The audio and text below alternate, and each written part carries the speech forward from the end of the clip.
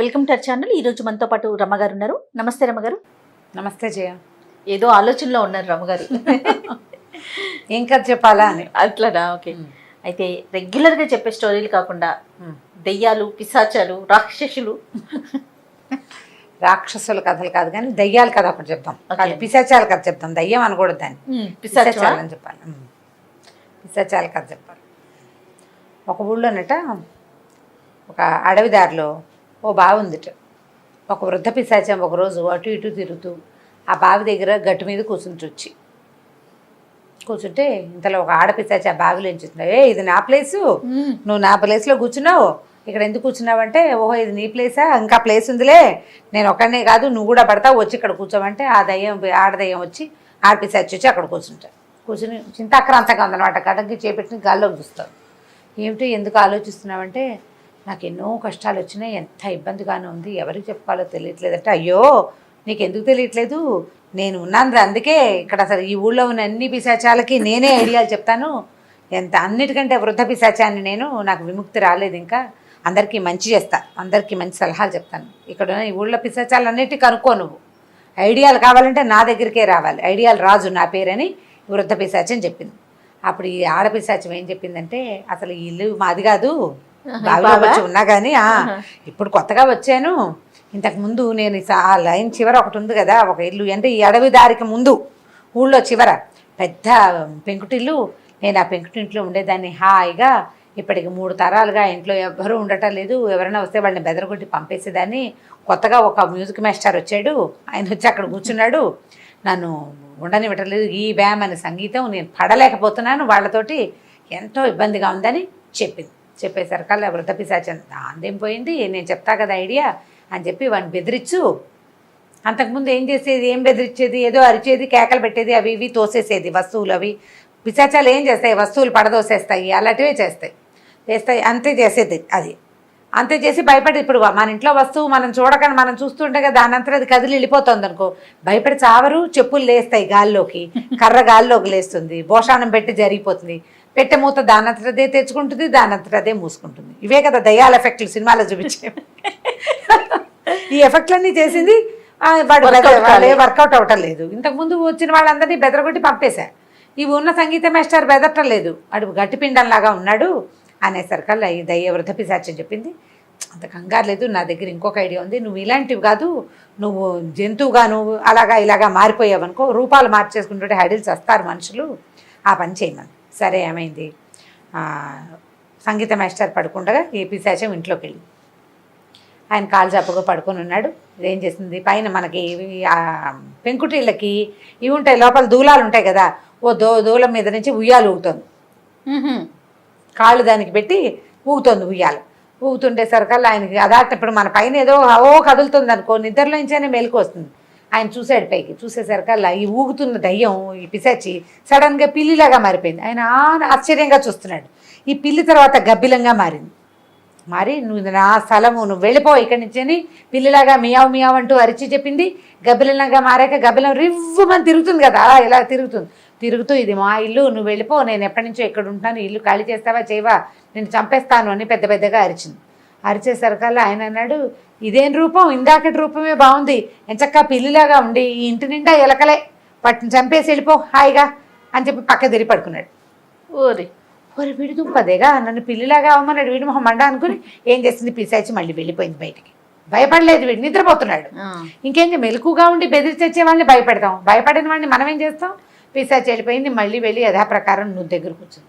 వృద్ధ పిశాచం 2 రోజుల తర్వాత వచ్చి, ఇదేమిటి ఇక్కడే వెళ్ళాడుతున్నావు, మీ ఇంటికి వెళ్ళలేదా, ఏం వెళ్ళను, వాడు భయపడలేదు చావట్లేదు, వాడికి అసలు భయం లేదండి, పైగా ఏమో నువ్వు పిల్లిగా మారు ఎలకగా మారని నన్నే అడుగుతున్నాడు, ఆ ఇంట్లో ఎలకలు ఉన్నాయట, అన్నీ వెళ్ళి ఎలకల భరతం పట్టు, నువ్వు పిల్లిగా ఉండి ఇందాకటి రూపమే బాగుందంటున్నాడు, నేనేం చేయాలి, నేను ఈ బావిలో ఉండలేకపోతున్నాను, ఆ పెద్ద ఇంట్లో హాయిగా గిరికీలు కొడుతూ తిరిగేదాన్ని, ఏమీ బాగుండలేదు, దిక్కుమాలి నుయ్యి, నాకు నచ్చలేదండి. అయితే వృద్ధ పిశాచి ఇంకొక ఐడియా చెప్పింది, ఈ పని చేయి నువ్వని. సరే మళ్ళీ వెళ్ళింది ఈ ఆడపిశాచి. వెళ్ళేసరికల్లా ఈయన ఏం చేశాడు, వాకిట్లో ఓ చెట్టు కింద చల్లగాలి వస్తుందని పడుకునేసరికల్లా ఇదేం చేసింది, పైకి ఎక్కి కూర్చుని ఇంటి పికప్ మీదకి ఒక్కో పెంకు తీసి విసిరేస్తుంది కిందకి. విసిరేస్తుంటే సరికల్లా కొన్ని పెంకులు ఆయన మీద కూడా పడ్డాయి. లేదు చూశాడు. చూసేసరికల్లా ఈ పిశాచంది దయ్యం అని వస్తుంది నాకు.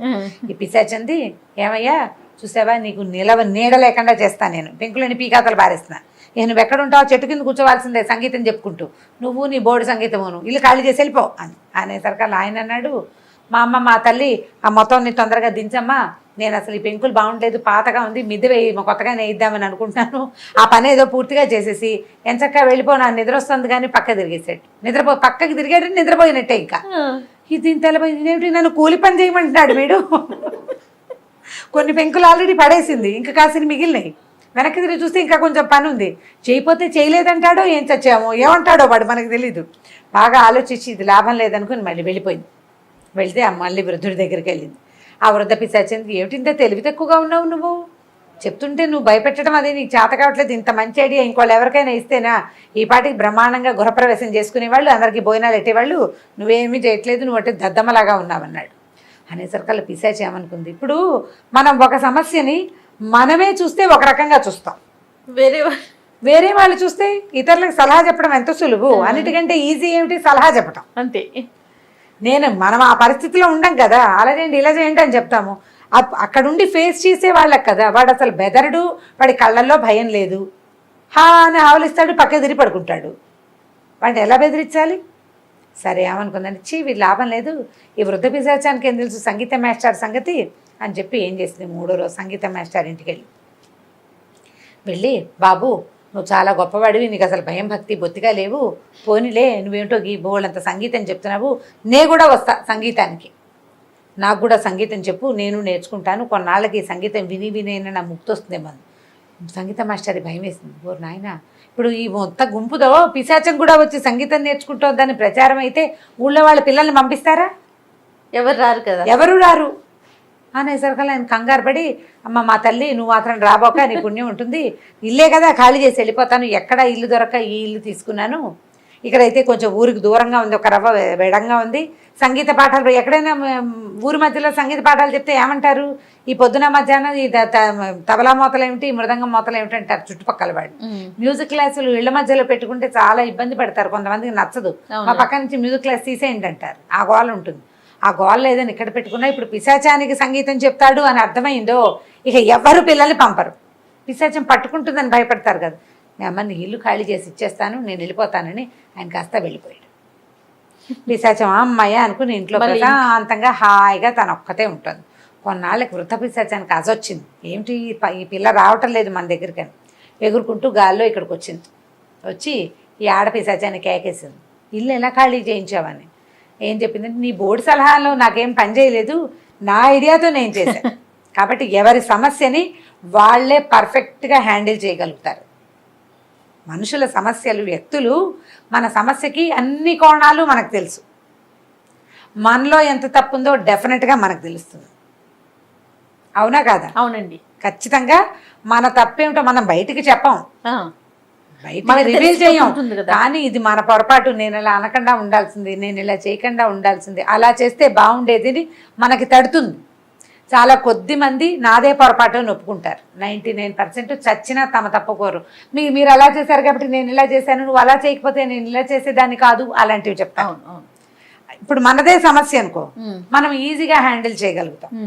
కాబట్టి నా సమస్యను నేనే తీర్చుకున్నాను, నేను సంగీతానికి వస్తాననేసరికల్లా బెదిరిపోయి పారిపోయాడు. హ్యాపీగా ఈ ఇంటిని స్వాధీనం చేసుకుని నేను సుఖంగా ఉన్నాను, నువ్వు రాకు, నీ తెలివి తక్కువ సలహాలతో టైం వేస్ట్ అయింది నాకు, మొదటే నా స్వశక్తిని నమ్ముకుని ఉండుంటే నేను హాయిగా ఉండేదాన్ని అని వృద్ధ పిశాచాన్ని పంపించేసి హాయిగా పెద్ద ఇంట్లో సుఖంగా ఉందట. కథ కంచికి మనం ఇంటికి. బాగుందండి, పిల్లలకి చెప్తానికి కూడా బాగుంటుంది. ఇప్పుడు ఏంటంటే జనాలు చిన్న కథ చెప్పారు పెద్దది చెప్పండి అంటున్నారు, 40 నిమిషాల కథ చెప్పడం పొరపాటు అయిపోయింది. పెద్ద కథ వినేసి దానికి అలవాటు పడి అంతసేపు కథ వినటానికి అలవాటు పడి చిన్న కథలు, ఇంత చిన్న కథ ఇంకొంచెం పెద్దది చెప్పచ్చు కదా అంటున్నారు. కొన్ని ఎక్స్క్లూజివ్గా పిల్లల కోసమే అంతే కదా. కొన్ని కథలు, అన్ని కథలు ఒకేలాగా ఉండవు కదండి, ఒకటి ఒకలాగా ఉంటుంది, ఒకటి ఇంకొకలాగా ఉంటుంది. ఇప్పుడు ఇది ఇతరుల సలహాల మీద డిపెండ్ అయ్యే వ్యక్తుల కోసం చెప్పిన కథ. అంతే, మనం ఇంకోళ్ళ సలహా తీసుకోవద్దు. నీ ప్రయత్నం అంతా నువ్వు చేసి నీ వల్ల కాకపోతే అప్పుడు వెళ్ళాలి, అంతేగాని మొదటే సలహాలకు వెళ్ళిపోకూడదు. ఏం చేయాలి అడగకూడదు, నువ్వు ఆలోచించాలి ముందు. పిల్లలు ఎక్కువగా గమనిస్తాం రమ్మగారు, రేపు ఏం చెప్పారు లేకపోతే రేపు ఏం చెప్తారు స్కూల్లో అట్లా ఏదైనా అడిగామనుకోండి, మా ఫ్రెండ్కి ఫోన్ చేసి మాట్లాడతాను, నా ఫ్రెండ్కి తెలుసు, ఇది ఎక్కువగా వింటూ ఉంటాం. ఇతరుల మీద ఆధారపడదు, నీ మెదడుకి పదును పెట్టుకో. పెద్దవాళ్ళు పిల్లలు కూడా ఈ మాట చెప్తూ ఈ కథ చెప్పచ్చు సరదాగా. చాలా బాగుందండి. ఇంకొక స్టోరీతో మళ్ళీ కలుద్దాం రమ్మగారు. నమస్తే. నమస్తే. ఈ వీడియో కనుక మీకు నచ్చినట్లయితే లైక్ చేయండి, షేర్ చేయండి. మరిన్ని వీడియోస్ కోసం మా ఛానల్ని సబ్స్క్రైబ్ చేసుకోండి.